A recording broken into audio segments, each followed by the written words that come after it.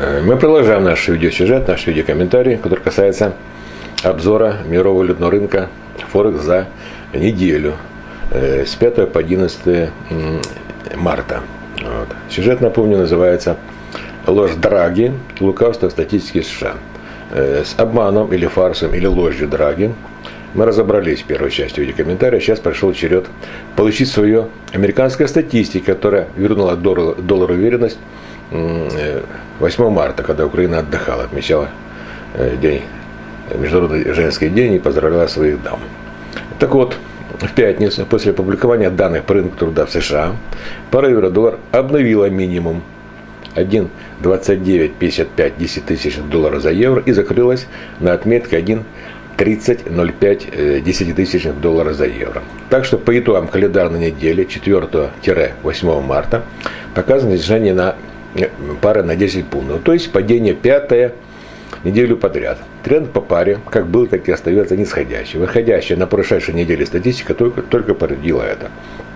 А статистики по еврозоне мы сообщили как раз в первой части видеосюжета. Мы, впрочем, не безосновательно считаем, что реакция рынка на отчет по занятости США, вероятно, была чрезмерна. И доллар может показать некоторые консолидации вокруг этих достигнутых к концу прошлой недели и в понедельник уровней. Так что, думаю, при этом не стоит обольщаться и по поводу возможного улучшения в экономике США. Хотя пятничные данные показали хороший прирост рабочих мест на 236 тысяч против прогнозных 165 тысяч. Данные за январь, кстати, пересмотрели вниз со 157 тысяч до 119.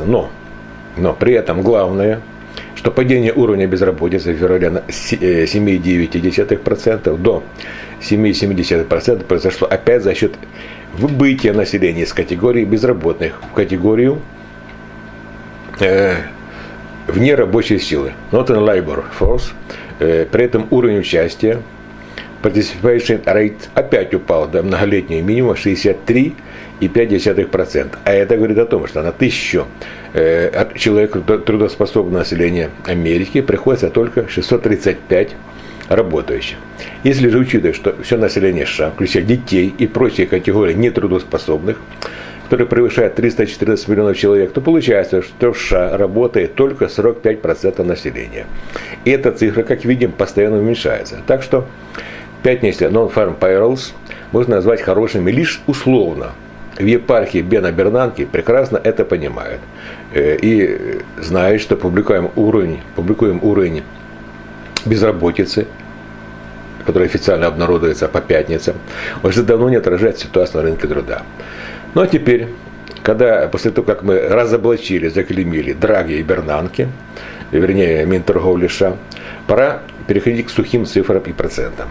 Доллар, как мы говорили в преамбуле нашего видеосюжета, усилил свои позиции в период с 5 по 11 марта. Американская валюта провела очередную профитную неделю, укрепившись по итогам против всех основных своих конкурентов, в том числе и фунту на 1,5%, евро на 0,04%, при этом потеснила японскую иену на 3,22% в свете ожидания ее дальнейшей девальвации. Странами новоназначен главы Банка Японии Курода, солидарного со стратегиями на девальвацию и инфляцию премьера Синдзо Абе. Индекс американской валюты USDX, являющийся ее отношением к корзине 6 основных конкурентов, прибавил в течение отчетной недели 0,68% и достиг отметки 82,64%.